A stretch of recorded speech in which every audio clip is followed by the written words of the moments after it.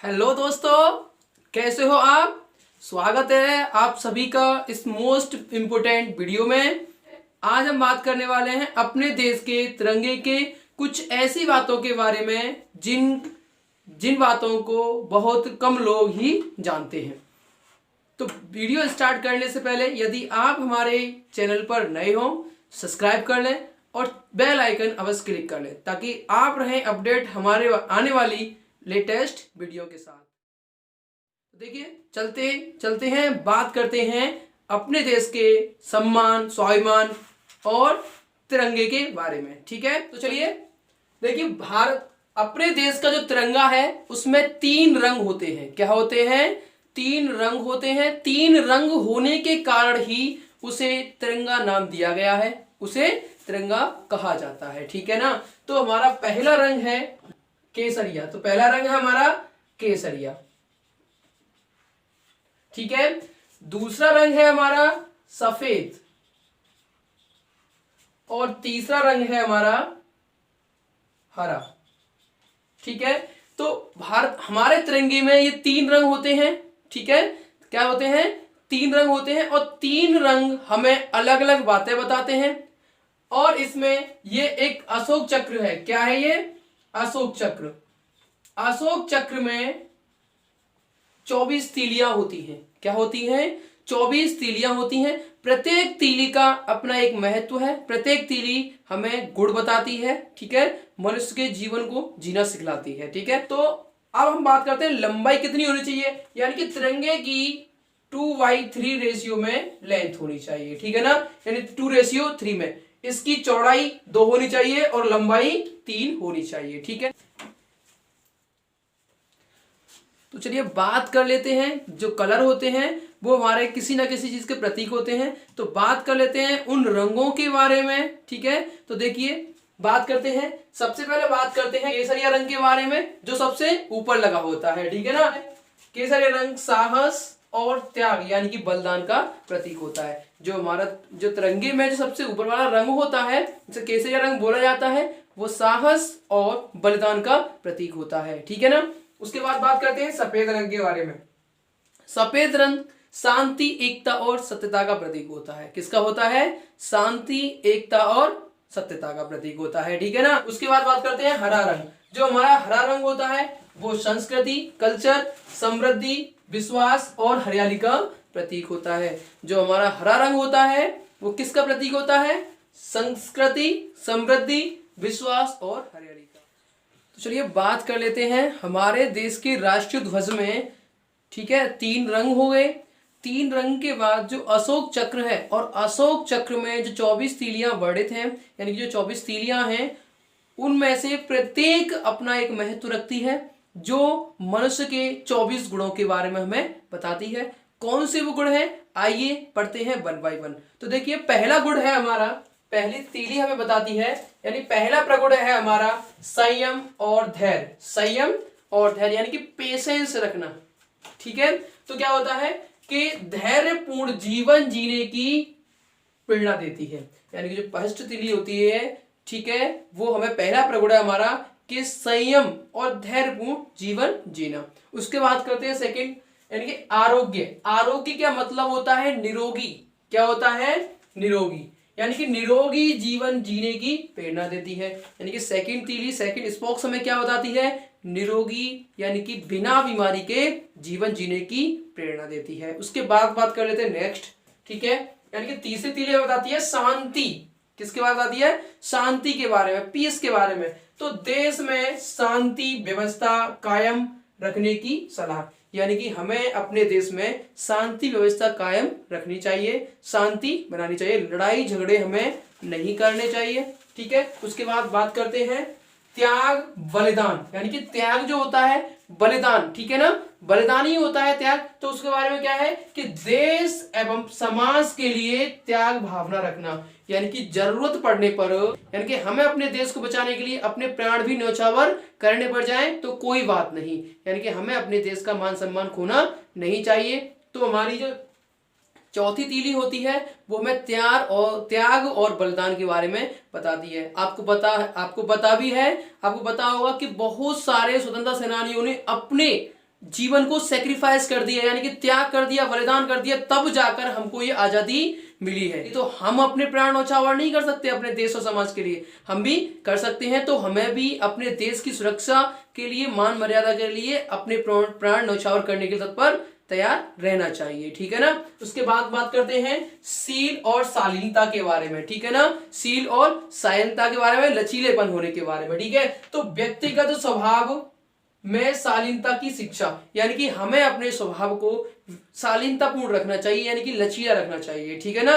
उसके बाद बात करते हैं सेवा। सेवा होता है यानी देश एवं समाज की सेवा की शिक्षा, यानी कि हमें अपने देश और समाज की सेवा करनी चाहिए, देश और समाज की सेवा करनी चाहिए, ठीक है। उसके बाद बात करते हैं नेक्स्ट क्षमा और दया के बारे में, यानी कि मनुष्य एवं प्राणियों के प्रति क्षमा की भावना रखनी चाहिए, दया की भावना रखनी चाहिए, ठीक है ना। प्रत्येक मनुष्य में बराबर जीवन होता है, चाहे आप चींटी ले लीजिए, चाहे आप हाथी ले लीजिए, ठीक है ना। जीवन समान ही होता है, ठीक है ना। आत्मा सब में समान ही विराजमान होती है। तो हम चींटियों को छोटा जानवर न माने, चींटियों को छोटा न माने और हाथी को बड़ा न माने। क्यों? कि जीवन सब में समान होता है, आत्माएं सबकी एक होती हैं, आत्मा सबकी एक होती है। तो हमें जीवों के प्रति, मनुष्यों के प्रति तो है, लेकिन हमें जीवों के प्रति भी क्या रखना चाहिए? दया भावना रखनी चाहिए, क्षमाशीलता रखनी चाहिए, ठीक है। तो बात करते हैं नेक्स्ट के बारे में। देखिए प्रेम या स्नेह, ठीक है।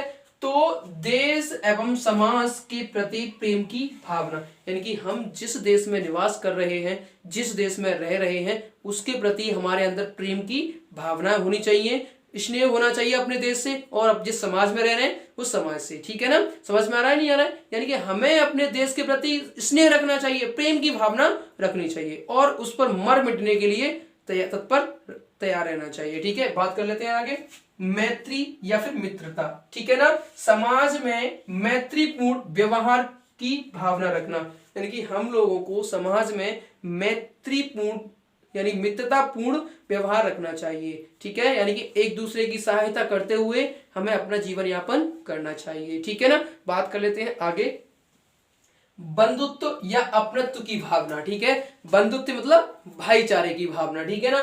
तो देश प्रेम एवं बंधुत्व की भावना को बढ़ावा देना चाहिए, यानी कि बढ़ाना चाहिए इनको, ठीक है ना। जो देश प्रेम यानी कि अपने देश को प्रेम करना और मिलजुल कर रहना, बंधुत्व रहना यानी कि एक दूसरे भाई भाई लोगों की तरह रहना, ये इन भावनाओं को हमें क्या देना चाहिए? बढ़ावा देना चाहिए, ठीक है ना। बात करते हैं नेक्स्ट संगठन एवं समूह, ठीक है ना। संगठन यानी कि समूह में रहना, तो राष्ट्र की एकता और अखंडता को मजबूत करना, यानी कि हम संगठन बनाकर समूह में रहकर राष्ट्र की एकता और अखंडता को बनाए रख सकते हैं, ठीक है ना। यानी कि देश की एकता और अखंडता पर कोई भी प्रभाव नहीं पड़ना चाहिए, उसकी एकता कम नहीं होनी चाहिए और उसका मान सम्मान में भी कोई परिवर्तन नहीं आना चाहिए। इसके लिए हमें समूह में और संगठन बनाकर रहना चाहिए, ठीक है। उसके बाद बात कर लेते हैं कल्याण की भावना। क्या कर लेते हैं? कल्याण। तो देश व समाज के लिए कल्याणकारी कार्यों में भाग लेना चाहिए, यानी कि देश और समाज के कल्याण के लिए जो कार्य होते हैं, जो अच्छे कार्य होते हैं, जिनसे देश तरक्की कर सकता है, देश का कल्याण हो सकता है, ऐसे कार्यों में हमें भाग अवश्य लेना चाहिए, ठीक है।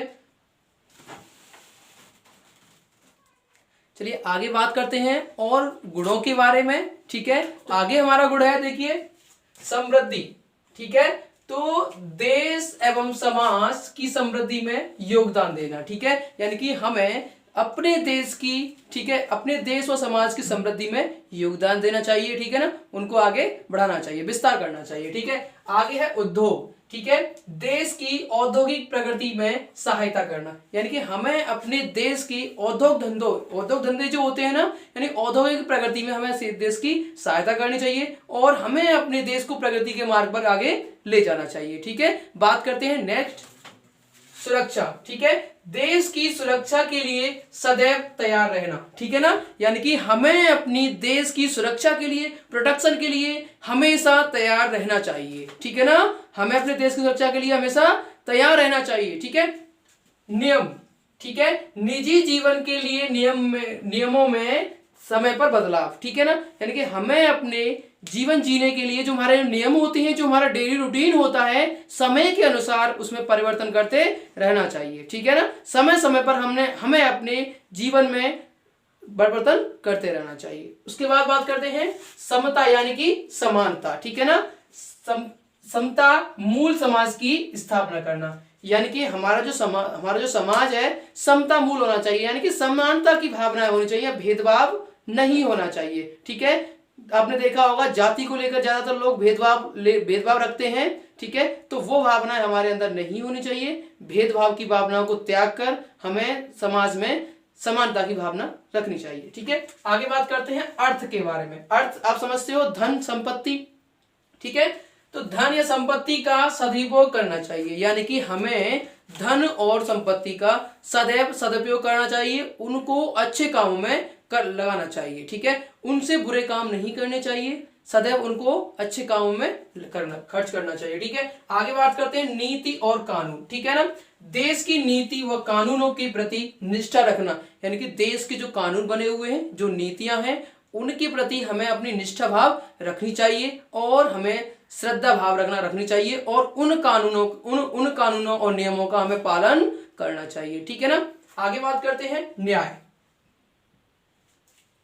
सभी के लिए न्याय की भावना की बात करना या न्यायपूर्ण व्यवहार करना। ठीक है, यानी कि हमें सभी से न्याय की बातें करनी चाहिए या न्यायपूर्ण व्यवहार करना चाहिए, अन्याय नहीं करना चाहिए। ठीक है ना, आगे बात करते हैं सहकार या सहायता। ठीक है, आपस में मिलजुल कर कार्य करना चाहिए और एक दूसरे की सहायता करनी चाहिए ताकि हमारा समाज आगे बढ़ता जाए और हमारा देश तरक्की करे, प्रगति के मार्ग पर अग्रसर हो। ठीक है, बात कर लेते हैं कर्तव्य यानी हमें अपने कर्तव्यों का ईमानदारी से पालन करना चाहिए। जो हमारे कर्तव्य हैं हमें उनका क्या करना चाहिए, सदुपयोग करना चाहिए, उनका दुरुपयोग नहीं करना चाहिए। अच्छे समय में, अच्छे वक्त में हम उनका प्रयोग कर सकते हैं, गलत कामों के लिए हमें उनका प्रयोग नहीं करना चाहिए। तो बात कर लेते हैं आगे अधिकार के बारे में। ठीक है, अपने अधिकारों का दुरुपयोग न करना, यानी कि हमें अपने अधिकार दिए हुए हैं उनका कभी भी दुरुपयोग नहीं करना चाहिए। ठीक है, गलत कार्य के लिए हमें अपने अधिकारों को जताना नहीं चाहिए। ठीक है, बुद्धिमता या बुद्धिमानी, यानी कि देश की समृद्धि के लिए स्वयं का बौद्धिक विकास करना। ठीक है ना, यानी कि हमें अगर देश की प्रगति करनी है, देश को आगे बढ़ाना है, तो हमें अपना बौद्धिक विकास करना आवश्यक है। तो हमें अपने देश की प्रगति के लिए हमारा बौद्धिक विकास होना आवश्यक है ताकि हम पढ़े लिखे समाज में आए और देश का विकास करें। ठीक है, तो ये थी हमारे तिरंगे झंडे में वर्णित 24 तीलियां और मैंने आपको 1 बाय 1 24 तीलियों के बारे में बताया है कि 24 तीलियां मनुष्य के कितने प्रगुणों को बताती हैं और किस प्रकार से हमें उनको मानना चाहिए। तो ये जो 24 तीलियां हैं ये मिलकर देश और समाज के चौमुखी विकास की बात करती हैं, जो हमें मनुष्य के 24 गुणों के बारे में बताती हैं। तो इसी कारण ध्वज निर्माताओं ने, यानी कि जिन्होंने झंडा बनाया है, ठीक है ना, तिरंगा बनाया, उन्होंने पहले था वो गांधी जी का चरखा लगा हुआ था। उन्होंने इसकी महानताओं को देखते हुए, इनमें उपस्थित गुणों को देखते हुए गांधी जी के चरखे को हटा दिया और अशोक स्तंभ के इस 24 तीलिये वाले चक्र को लगा दिया है। ठीक है ना, सरकार ने तिरंगे को उपयोग में लाने के लिए और भी बहुत सारे नियम बना रखे हैं, यानी कि हमें सूर्य उदय होने के बाद ही अपने झंडे को फहरा सकते हैं। ठीक है, और शाम के समय हमें अपने झंडे को फहराना नहीं चाहिए। ठीक है ना, और इतना ध्यान रखना चाहिए कि हमारा जो तिरंगा है, हमारा जो झंडा है, भारत का राष्ट्रीय ध्वज है, वो जमीन से स्पर्श न हो पाए। यदि बाय द वे झंडे का रंग कलर्ड बेकार हो जाए या फिर वो झंडा बेकार हो जाए तो उसको एक कोने में